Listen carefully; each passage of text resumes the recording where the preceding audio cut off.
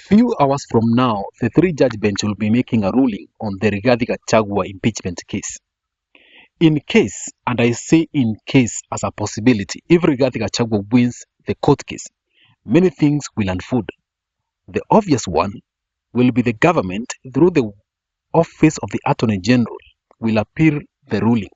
Remember, we have seen President William Ruto, through his legal team, objecting that the High Court does not have the jurisdiction to hear matters reserved for the Supreme Court.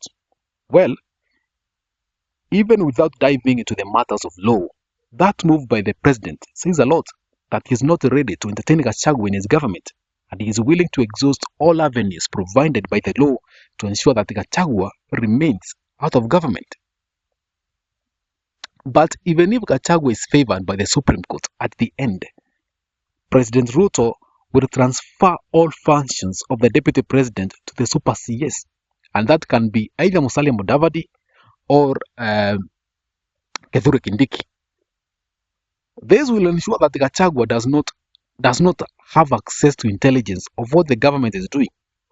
Also, Gachagua security will not be reinstated, and that will make him more vulnerable and will limit his mobility in relation to public engagement. Musalia Mudavadi or Kithure Kindiki, on the other hand, their security will be beefed up in their private homes, and they can even enjoy, either of them can enjoy additional motorcades. Kama maybe atachaguliwa kama the super CS. This will be a repeat of what happened between retired President Uhuru Kenyatta and current President William Ruto back then as a deputy, where the functions of his office were given to Fred Matiang'i. Yeah. Also, there is a possibility that Gachagua will also be denied access to his Harambee office and his current home, which is the official home of the deputy president.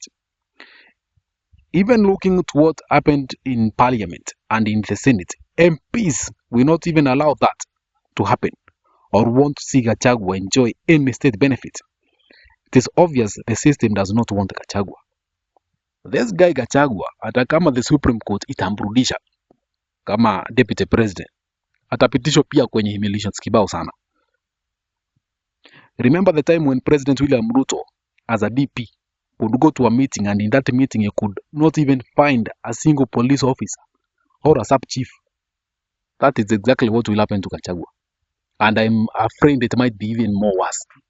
Remember, right now, his security has not been reinstated, even after the court orders staying him as the deputy president. Then what makes you that will change even if he wins in court? Even worse, he will be constantly be targeted because of corruption in an effort of undermining his effort of finding any political seat in the future. Save himself from all that agony, from all that depression, humiliation.